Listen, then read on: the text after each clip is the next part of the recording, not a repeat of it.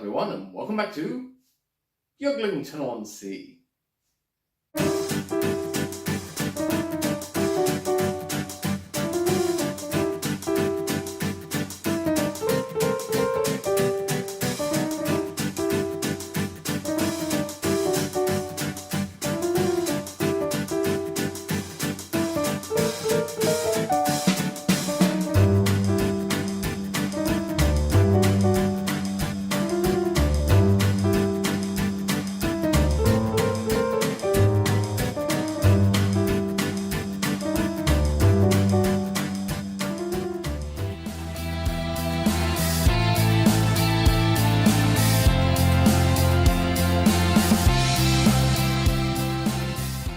Yes, hello, welcome back to Beaglington-On-Sea. It's June, it's a bit of a scorcher outside, but it's cool enough in here to run some trains.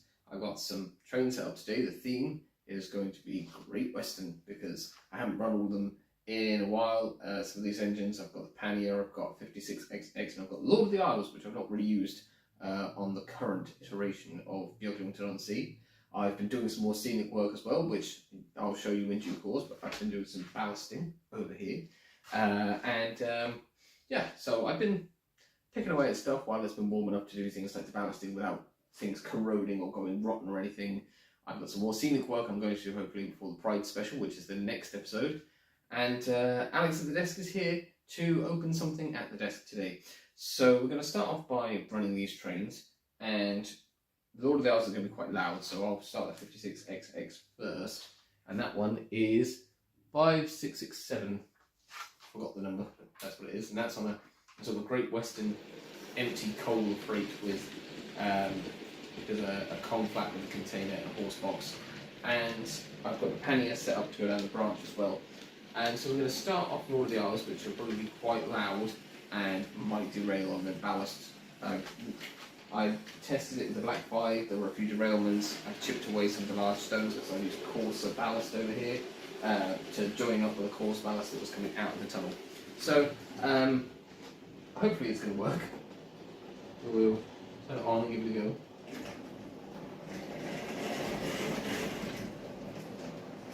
I've got it on the older red knob controller because it needs to be more.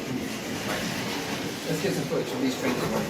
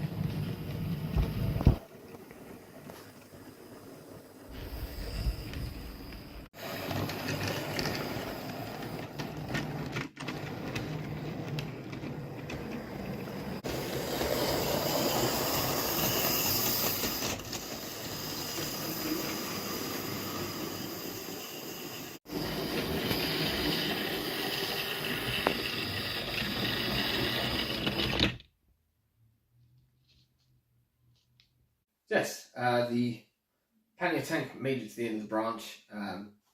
Did have a few running issues with Lord of the Isles, kept shorting out stuff. I disconnected the smoke generator, seemed to work right after that.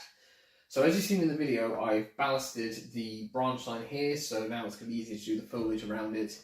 I've got bases here to add in trees, because I'm not going to be knocking them over when I'm doing the ballasting, because that's done, so hopefully I can get some trees built. So they'll plug into those bases, and then I can start doing scenic work further up when I can actually get some more ballast. But yeah, I hope you think that looks good, because I think it looks good. And I'm going to hand over now to Alex at the desk, who is going to be showing off something that he's bought again.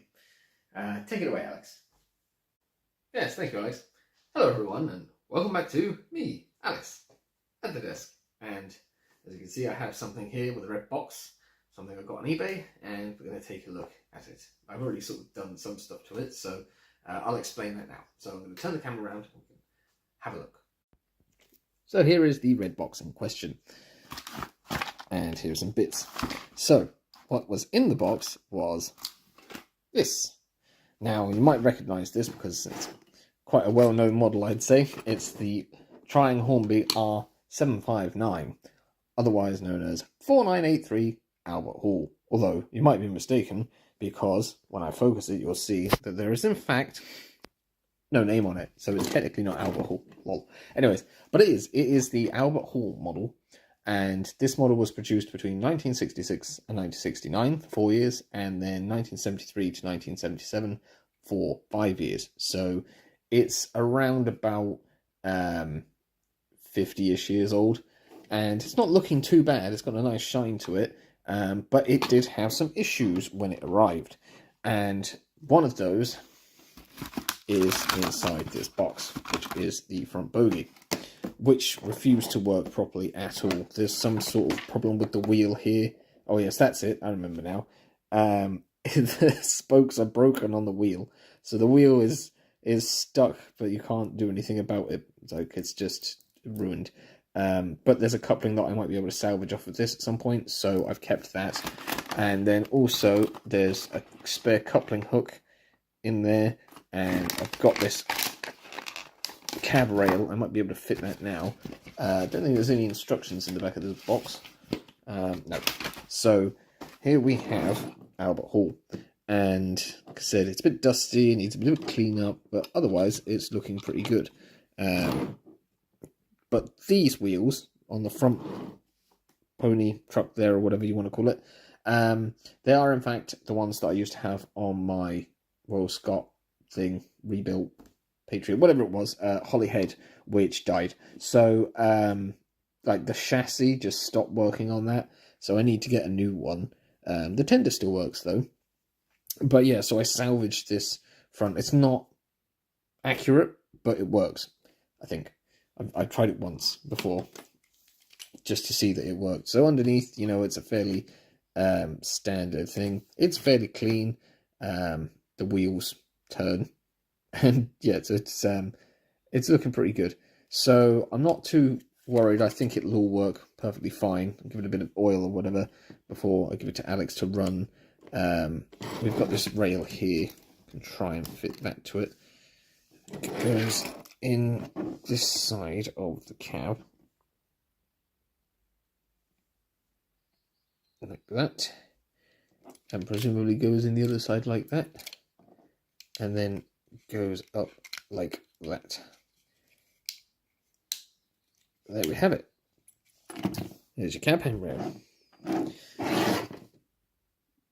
So it's that's on. That's pretty good. I'll have to get a crew as well to go on it. Very dusty. Paint up the inside of that cab to make it look even better. But yeah, otherwise the finish is pretty good on it. The smoke box door is there with its number on, and it's got the number on both the cab. There's only a small bit of lining that's come off here.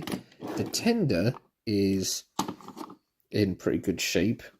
Just turn it around there. Yeah, it's looking good.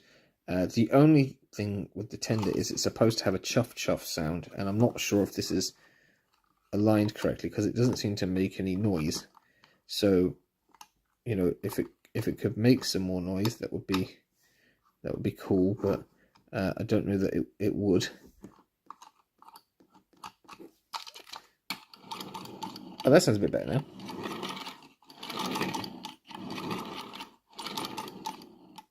I don't know if you can hear it if I put it up on the railway and run it along. It's not perfect, but it's more like a clicking than a chopping. So yeah, well, you might be able to hear that when it's running on the railway, or it might just be too loud running, or I might have music over it, in which case you can't hear it. But yeah, it's a nice, neat little engine there, and I paid less than £15 for it. So a bit of a bargain if it all runs well, and just shows that you can still pick up a nice model. It's not the most super detailed Hall class in the world. It's not even as detailed as the Hall class I have in red, or Helmingham Hall that died, that still needs a motor, which is funny because this is much older and still works. So yeah, I'm gonna give that to Alex to get that running, and yeah, very happy with that. It's a lovely shiny engine and another great Western locomotive to add to our collection. Right, well, I think it's enough looking at that. I'll hand back over to Alex. See you next time. Yes, thank you, Alex. And I have the 4983 Albert Hall here on the rails with the replacement front pony bogie truck. And so we're going to need to get some sticker nameplates or some metal nameplates or something for it. Don't think that the chopping sound works too well, but never mind. And that is on a train of railroad collect coaches, so that should look quite good. I've got 4. I'm hoping it will be able to pull those. And then on the other line, I've got my Lima Prairie, was it 4589, also in Great Western livery, and that's pulling the clerestories. So you know, we'll see how they go. So I'm going to start those off. And then the pannier tank is on the branch. It's going to come up the branch with a short branch freight. So get this going now. Let's see how we do. Generate it first, but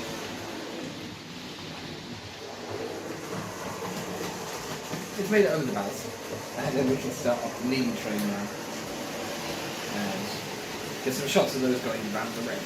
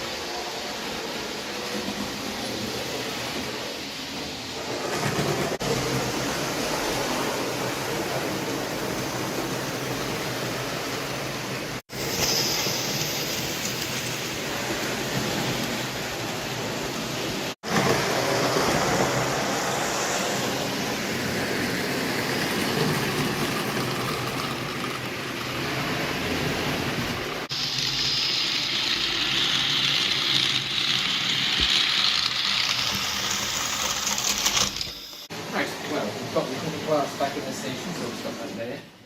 And we've got the Prairie class just crawling into the station there. And apparently things just stalled there, but this is just about to arrive into the station with the branch loose.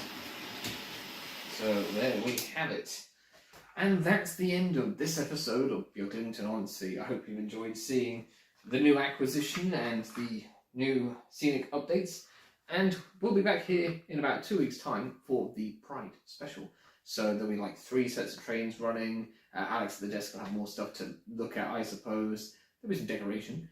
And, you know, hopefully it'll be as nice as it is today. So thank you very much for watching. Thank you to everyone who likes, comments, shares and subscribes. And it does mean a lot that you comment, even though I don't always find time to get around to answering all of them because I'm rather busy. But, you know, this is just for fun. I'm not making money out of this or anything. So, yeah, it's all time really. But that's it for this show. And, you know, Smutpuss might be around for the next one, seeing as it's a special occasion.